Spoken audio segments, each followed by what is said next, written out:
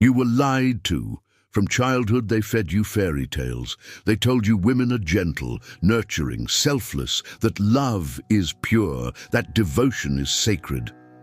But what if I told you Nietzsche saw through this illusion over a century ago? And what he revealed wasn't just uncomfortable. It was dangerous, dangerous to fragile egos, dangerous to the lies we tell ourselves. By the end of this video, you'll either hate me, or you'll finally understand why most men can't handle what Nietzsche really said about women. Think back. From the moment you could understand words, you were conditioned to believe the right woman would complete you, that her love would heal you, that she was morally superior, purer, kinder, better. But Nietzsche, he called this out as the greatest self-deception men ever created, not because women are evil, but because men are cowards, afraid to face the raw, unflinching truth. What you call love is often nothing more than need.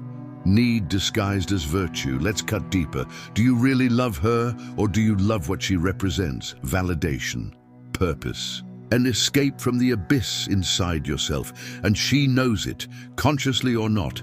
She knows exactly what role she plays. Nietzsche didn't hate women.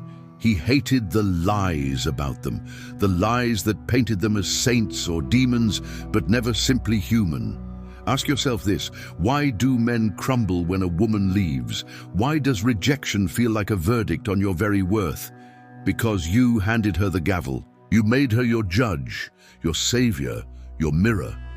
And when she walks away, the illusion shatters, and you're left staring into the cracks of your own psyche.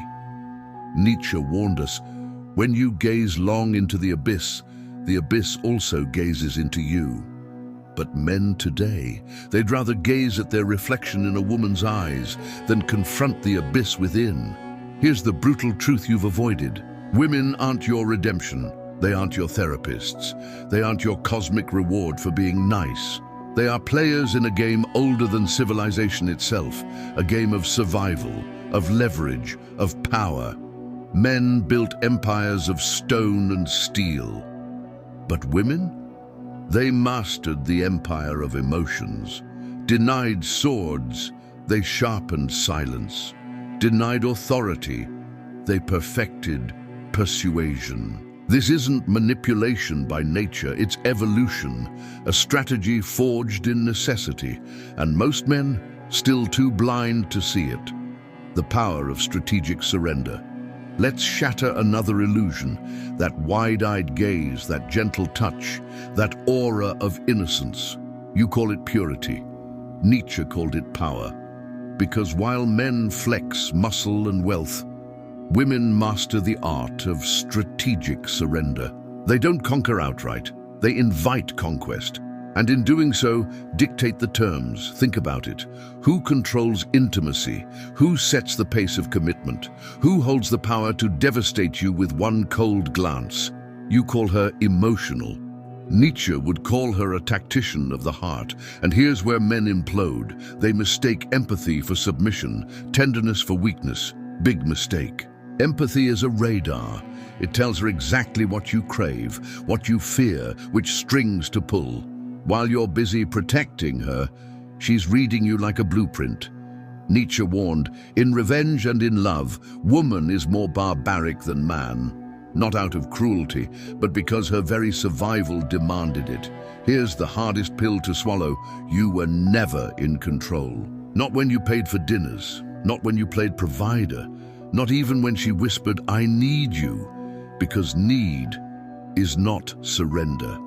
It's negotiation.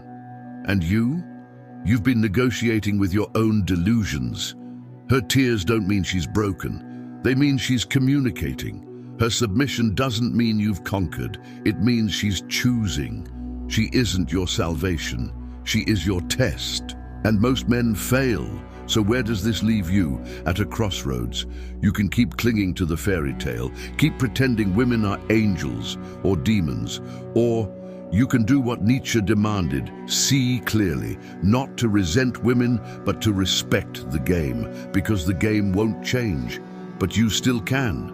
This is the brutal truth. Women are not your purpose. They are not your salvation. They are mirrors, tests, reflections of your own strength or your weakness. Nietzsche's message was simple. Become who you are. And once you do, you'll stop begging for love. Stop kneeling at the altar of approval. Stop crumbling at rejection.